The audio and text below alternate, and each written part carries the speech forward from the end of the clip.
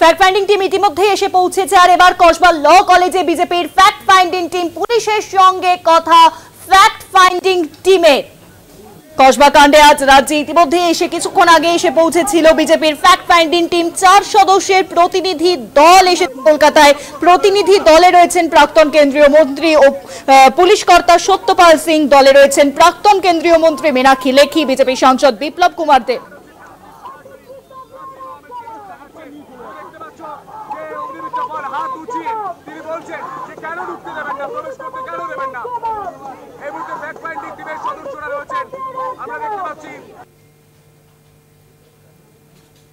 ইতিমধ্যেই যেই পুলিশের সঙ্গে কথা বলছেন বিপ্লব দেব, তিনিও দাঁড়িয়ে রয়েছেন।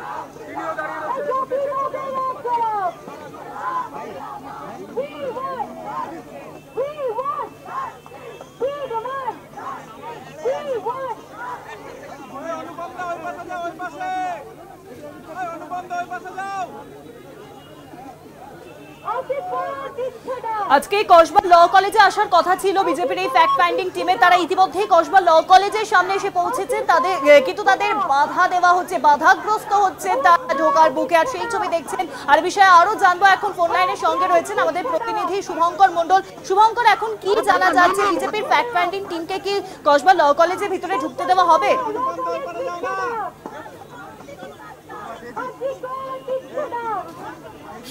যখন প্রতিনিধি দল এসেছিল তাদের কিন্তু এই বিষয় নিয়ে তাদেরকে বলা হয়েছিল যে কলেজের ভেতরে প্রবেশ করতে দেওয়া হবে না, কেননা ভেতরে যদি প্রবেশ করেন তাহলে ক্রাইম সিন থেকে শুরু করে বিভিন্ন জায়গা সেখানে যদি কোনো এভিডেন্স থাকে সেগুলো কিন্তু কোনোভাবে সেগুলো নষ্ট হতে পারে।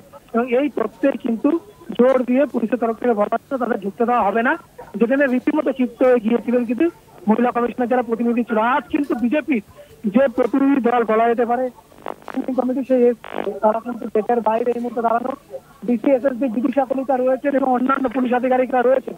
তারা এই মুহূর্তে কথা বলছেন। বিপ্লব দেব তিনি এখানে রয়েছেন, সেই সঙ্গে মীনাক্ষী লেখি, সেই সঙ্গে কিন্তু দেখতে পাচ্ছি যে আরো বেশ কয়েকজন বিজেপির নেতা নেতৃত্ব তারা এখানে উপস্থিত রয়েছেন এবং তারা এই মুহূর্তে পুলিশের সঙ্গে কথা বলছেন। কিন্তু পুলিশ তাদেরকে ভেতরে যেতে দিতে নারাজ।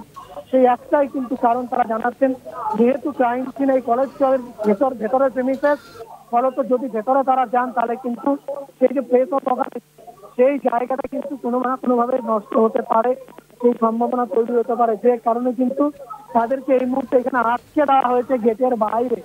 এবং আমরা দেখতে পাচ্ছি অগ্নিমিত্রা পাল তুমি নিজে পুলিশের সঙ্গে কথা বলেছেন। বিপ্লব দেব তিনি এখানে দাঁড়িয়ে রয়েছেন, মীনাক্ষী লেখি রয়েছেন এবং আরো বেশ কয়েকজন কিন্তু এই যে ফ্যাক্ট ফাইন্ডিং কমিটি, সেই ফ্যাক্ট ফাইন্ডিং কমিটি তারা কিন্তু এখানে বাইরে এই মুহূর্তে দাঁড়িয়ে রয়েছেন। তারা ভেতরে প্রবেশ করতে পারে কিনা, অগ্রাধি পান কিনা সেটা কিন্তু দেখার। সুকান্ত মজুমদার তিনি উপস্থিত রয়েছেন এবং তুমি জানো যে যখন দিল্লি থেকে টিম এসছে তাদেরকে কিন্তু এখানে তাদের সঙ্গে সংযুক্ত হয়েছে সুকান্ত মজুমদার এবং অগ্নিমিত্রা পাল। এবং এখান থেকে প্রথম তারা লালবাজার যান হোটেল থেকে এবং লালবাজার থেকে তারা কথা বলে যেখান থেকে বেরিয়ে তারা সরাসরি চলে আসছেন এই যে কসবা বা বলা যেতে পারে south Calcutta law college, south Calcutta law কলেজের সামনে। এবং এখন কিন্তু আমরা দেখতে পাচ্ছি পুলিশ তাদের ভেতরে যেতে দিতে নারাজ। তারা গেটের কাছে দাঁড়িয়ে রয়েছেন, কথা বলছেন, তারা যে জানাচ্ছেন তারা ভেতরে যেতে তারা কথা বলতে চান এবং কথা বলে তারা দেখতে চান জায়গাটি, তারা কলেজ চত্বরের ভেতরে প্রবেশ করতে চান। কিন্তু পুলিশ কোনোভাবে তাদের ভেতরে যেতে কিন্তু এই মুহূর্তে একেবারেই নারাজ। তারা বলছেন যে কোনোভাবেই কলেজের ভেতরে প্রবেশ সম্ভব নয়, এই মুহূর্তে কলেজের ভেতরে যাওয়া যাবে না। যেহেতু ইনভেস্টিগেশন এখনো চলছে এবং যেহেতু ইনভেস্টিগেশনের জট ক্রমশ কমছে, তো সেইখানে দাঁড়িয়ে স্বাভাবিকভাবেই কিন্তু এই কলেজের যে গ্রাউন্ড ফ্লোর সেই গ্রাউন্ড ফ্লোর কিন্তু একেবারে ক্রাইম সিন, সেই ক্রাইম সিন এখানে সেই কারণে কিন্তু স্বাভাবিকভাবে পুলিশ তারা কিন্তু এই মুহূর্তে তাদেরকে ভেতরে অর্থাৎ এই যে বিজেপি কমিটি তাদেরকে ভেতরে এই মুহূর্তে যেতে দিতে নারাজ। তারা বারবার ডিসি এসএসজি বিদিশা কলিতা তার সঙ্গে সংযোগ স্থাপনের চেষ্টা করছেন। যেহেতু বিপ্লব দেব তিনি পাশের রাজ্য থেকেই এসছেন, সব থেকে বড় বিষয় এই যে ফ্যাক্ট ফাইন্ডিং কমিটি, এই ফ্যাক্ট ফাইন্ডিং কমিটি কিন্তু যারা মেম্বার এসছে অযোগ্য তারাও কিন্তু একাধিক অভিযোগ তাদের বিরুদ্ধে রয়েছে। তাদের যে নিজস্ব রাজ্য রয়েছে সেখানে তাদের বিরুদ্ধে একাধিক অভিযোগ রয়েছে। কারোর বিরুদ্ধে কিন্তু এক এক রকম অভিযোগ, কোথাও ছাত্রাসের মতো ঘটনা, সেখানে তাদের যোগ কোনো একজন কমিটি মেম্বারের, আবার কোনো একজনকে দেখা গিয়েছে যে পার্লামেন্টে সুদ করানোর জন্য তিনি বলেছিলেন যে ইডি লেলিয়ে দেবো, ইডি দিয়ে ধরিয়ে দেবো, এই যে যাবতীয় বিতর্ক, তার মধ্যে সেই ফ্যাক্ট ফাইন্ডিং কমিটি মেম্বার আজকে কিন্তু এখানে, এবং বিপ্লব দে একসময় তিনি মুখ্যমন্ত্রী ছিলেন, সেই বিপ্লব দেব বহু বিতর্কিত চরিত্র, আর তিনি কিনা বলেছিলেন যে হাত একাধিক বিতর্কিত মন্তব্যে তিনি কিন্তু শিরোনামে পৌঁছেছেন। এবং সেই বিপ্লবদের যখন ক্ষমতাচ্যুত হয়, স্বাভাবিকভাবে বিজেপি সেন্ট্রাল থেকে এই যে ফ্যাক্ট ফাইন্ডিং কমিটি তাকে পাঠিয়েছে, তার মধ্যে কিন্তু এই যে যারা কমিটি মেম্বার 3 জন তারা রয়েছেন, বিপ্লবদেব রয়েছেন, স্টেশনে রয়েছেন, কিন্তু আরো বেশ কয়েকজন। এবং তোমায় জানিয়ে রাখি যে এই ফ্যাক্ট ফাইন্ডিং কমিটিকে নেতৃত্ব এই মুহূর্তে দিচ্ছে সুকান্ত মজুমদার, অগ্নিমিত্রা পল। তাদেরকেও ভেতরে যেতে দেওয়া হচ্ছে না এই মুহূর্তে। গেটের সামনেটা সম্পূর্ণ অবরুদ্ধ, র্যাব কমব্যাট ফোর্স এখানে মোতায়েন রাখা হয়েছে যাতে কিছু হাতের বাইরে না যায়, সেই কারণে। এবং সেই কারণেই কিন্তু এখানে আমরা দেখতে পাচ্ছি যে ডিসি কিন্তু খবর পেয়ে তিনি সঙ্গে সঙ্গে এখানে চলে আসেন এবং এসে তিনি এই মুহূর্তে একদম গেটের ভিতরে গিয়ে তিনি দাঁড়িয়ে রয়েছেন। তাকে মুহূর্তে তথ্য, এখানে যারা অন্যান্য পুলিশ আধিকারিক রয়েছেন উচ্চ পদমর্যাদা, তারা কিন্তু তথ্য দিচ্ছেন।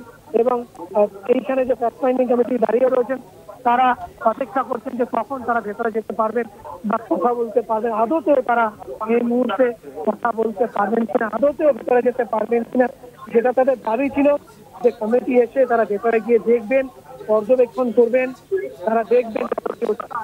তো সেইখানে দাঁড়িয়ে এই মুহূর্তে তারা অবরুদ্ধ হয়ে গেটের বাইরে, তাদেরকে আটকে রাখা, তাদেরকে দাঁড় করিয়ে দেওয়া হয়েছে। মেন গেট সম্পূর্ণ আটকানো, তার পরে ফেন্সিং দিয়ে বড় করে ঘেরা রয়েছে। ফেন্সিং এর ভেতরে নিরাপত্তার দায়িত্ব সামলাচ্ছে র্যাব কমব্যাট ফোর্স, এবং বাইরে কিন্তু এই মুহূর্তে অপেক্ষামান বিজেপির ফ্যাক্ট ফাইন্ডিং কমিটি।